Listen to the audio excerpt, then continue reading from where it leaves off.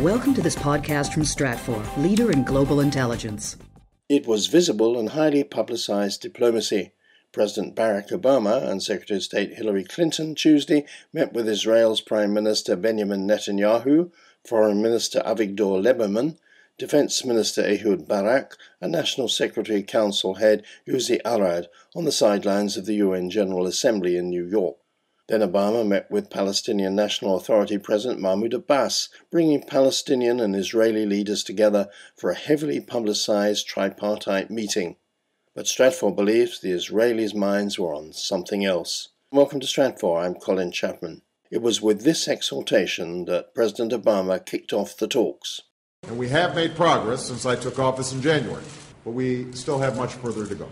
Palestinians have strengthened their efforts on security, but they need to do more to stop incitement and to move forward with negotiations. Israelis have facilitated greater freedom of movement for the Palestinians and have discussed important steps to restrain settlement activity. But they need to translate these discussions into real action on this and other issues. And it remains important for the Arab states to take concrete steps to promote peace.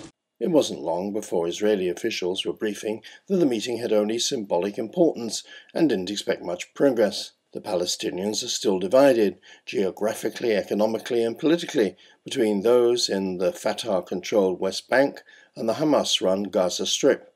The Israelis believe no one, not even Abbas, speaks for them, and until there is that person, there's no point in making concessions. Doing as Obama wants and making concessions on West Bank settlements, for example, will only fan political unrest at home, destabilizing the coalition.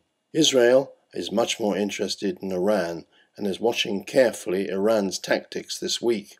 Iran has developed and is testing a new generation of centrifuges for enriching uranium. According to Iranian sources, the new centrifuges, called P3 for the third generation, are believed to be an advanced version of the centrifuges based on the Pakistani design that Iran has been using. Iran's atomic energy chief said at the UN it would be illogical for sanctions to be brought to bear because this was a development within the Non-Proliferation Treaty.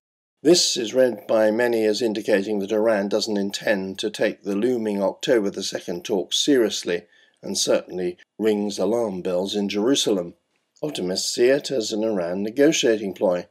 But Stratfor's intelligence from inside Iran is that the regime is highly confident in its ability to circumvent the West's latest pressures, including a potential Israeli military strike.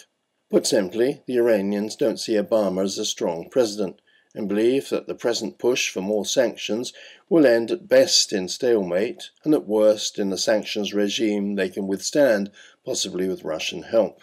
And if there is an attack, they believe it will be half-hearted and will rally the Iranian population behind Ahmadinejad. Israel is watching and waiting.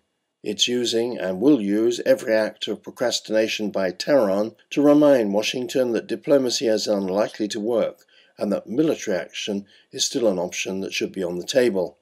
Even if, in the event of an Israeli strike, the United States is reluctant to join in, it would have little choice, because its forces would be needed to ensure that the Straits of Hormuz are kept open. The Israelis are treating the October the 2nd negotiations very differently than Iran. The Iranians may see this as another meaningless diplomatic runaround, but there's a strong likelihood that the Israelis see the talks as a trigger for military action. The potential for miscalculation and therefore future conflict is rising by the day. You can read a very detailed analysis on this at www.stratfor.com, where today we're also posting our special series on Iran sanctions and also our extensive coverage of all the major global summits that are now taking place. I'm Colin Chapman of Stratfor. Thanks for joining me today. Bye for now.